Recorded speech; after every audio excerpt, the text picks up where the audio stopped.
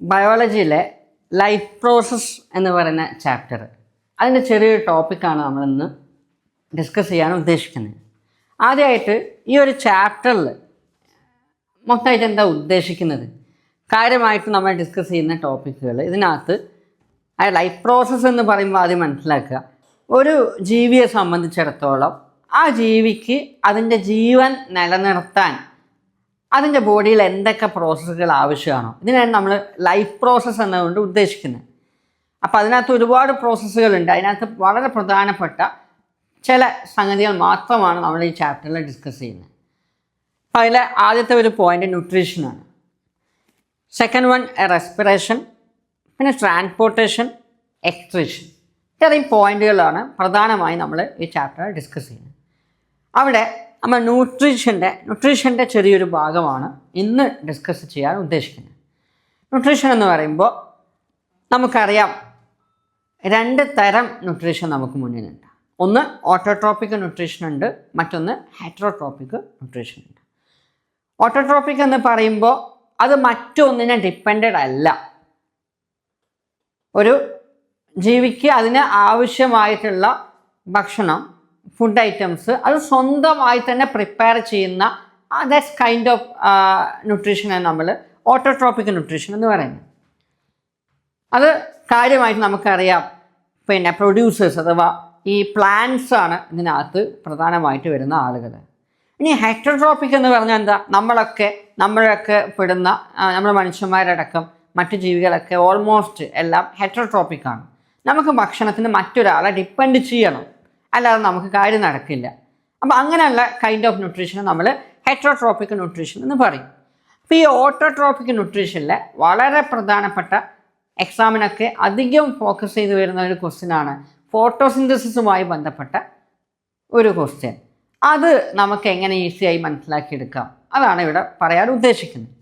Photosynthesis എന്ന് പറയുമ്പോൾ എന്താ, ഏറ്റവും സിമ്പിളായിട്ട് എന്താണ് ഫോട്ടോസിന്തസിസ് എന്ന് ചോദിച്ചാൽ ഏറ്റവും സിമ്പിളായിട്ട് നമുക്ക് പറയാൻ പറ്റുന്ന കാര്യം, ലൈറ്റ് എനർജീനെ കെമിക്കൽ എനർജിയായി കൺവേർട്ട് ചെയ്യുന്ന പ്രോസസ്സ് എന്തോ അതാണ് ഫോട്ടോസിന്തസിസ്. ഇത് ആർക്ക് മാത്രമേ കഴിയുള്ളൂ?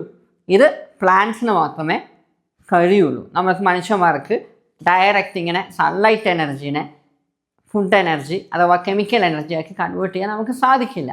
പിന്നെ ഈ പ്ലാന്റ്സ് എങ്ങനെയാണിത് ചെയ്യുന്നത്, അപ്പോൾ അത് പഠിക്കാൻ വേണ്ടിയിട്ട് കാര്യമായി നിങ്ങൾ ഈ ഒരു ഇക്വേഷൻ അത് അങ്ങനെ തന്നെ എഴുതി തന്നെ പഠിക്കുക. എന്നിട്ട് അതിനെ ഡിഫൈൻ ചെയ്യാൻ പഠിക്കുക.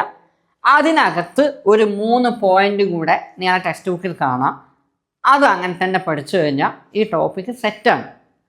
അപ്പോൾ ഇവിടെ ഈ ഒരു equation 6CO2 + 2H2O gives C6H12O6 + CO2 + 6H2O. ഇവിടെ ഫോട്ടോസിന്തസിസിന് വേണ്ട റോ മെറ്റീരിയൽസ് അഥവാ പ്ലാന്റ്സിന് വേണ്ട ഈ പ്രോസസ്സ് നടക്കാൻ വേണ്ട റോ മെറ്റീരിയൽസ് എന്തൊക്കെയാണ് നമുക്കറിയാം. നമ്മൾ പുറത്തേക്ക് അല്ലേ ഇൻഹേലേഷൻ എക്സലേഷൻ വഴി പുറത്തേക്ക് വിടുന്ന കാർബൺ ഡൈ ഓക്സൈഡ് അല്ലേ, ആ കാർബൺ ഡൈ ഓക്സൈഡാണ് മെയിൻ ഒരു കോൺസ്റ്റിറ്റ്യൂവൻറ്റ്, മെയിനായിട്ടുള്ള ഒരു റോ മെറ്റീരിയൽ. പിന്നെ ഈ റൂട്ട് ഒക്കെ വലിച്ച് മണ്ണിനകത്തുനിന്ന് സോയിലിനകത്തുനിന്ന് വലിച്ചെടുക്കുന്ന ഈ H2O വാട്ടർ, ഈ രണ്ടെണ്ണമാണ് മെയിനായിട്ട് വേണ്ട സാധനങ്ങൾ. ഇവർ രണ്ടുപേരും ചേർന്ന് ഇതെവിടെ വെച്ചാണ് നടക്കുന്നത്? പ്ലാന്റ്സിനകത്ത്, കാര്യമായി ലീഫിനൊക്കെ അകത്ത് കാണുന്ന ക്ലോറോഫിൽ എന്ന് പറയുന്ന പിഗ്മെൻറ്റ്, അതിനകത്ത് വെച്ചിട്ടാണ് ഈ പ്രോസസ്സ് എല്ലാം നടക്കുന്നത്. അപ്പോൾ അവിടെ വെച്ചിട്ട് ഇവർ ചേർന്ന് റിയാക്ട് ചെയ്യുന്നതിൻ്റെ ഫലമായി, ഈ പ്രോസസ്സ് നടക്കുന്നതിൻ്റെ ഫലമായി അതിനെന്ത് വേണം? സൺലൈറ്റ് മസ്റ്റ് വേണം, എന്നെങ്കിൽ മാത്രമേ ഈ പരിപാടി ഇവിടെ നടക്കുകയുള്ളൂ. അങ്ങനെ ഈ പ്രോസസ്സിൻ്റെ ഫൈനൽ പ്രൊഡക്റ്റായി നമുക്ക് കിട്ടുന്നത് C6H12O6 എന്ന് പറഞ്ഞാൽ ഗ്ലൂക്കോസ്. അതാണ് നമ്മൾ ഭക്ഷണമായിട്ട് ഉപയോഗിക്കുന്നത്.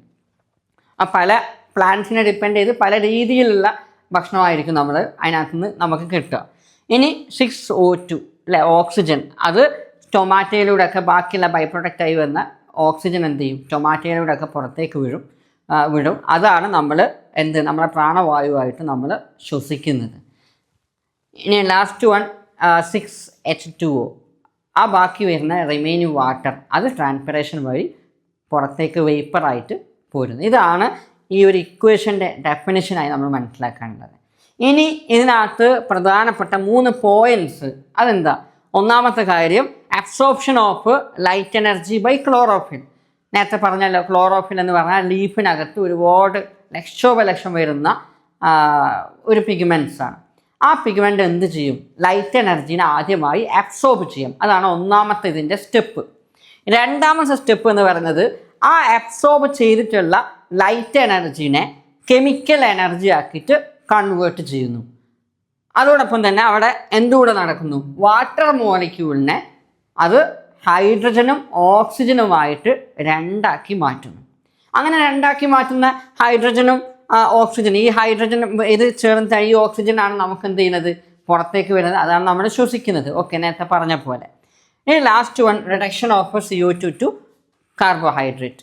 കാർബൺ ഡൈ ഓക്സൈഡിനെ കുറച്ചുകൂടെ കോംപ്ലക്സിറ്റി കുറഞ്ഞ കാർബോഹൈഡ്രേറ്റ് ആയിട്ട് കൺവേർട്ട് ചെയ്യുന്നു. ഈ 3 പോയിന്റുകളും ഇതുപോലെ പഠിച്ചു വെക്കുക.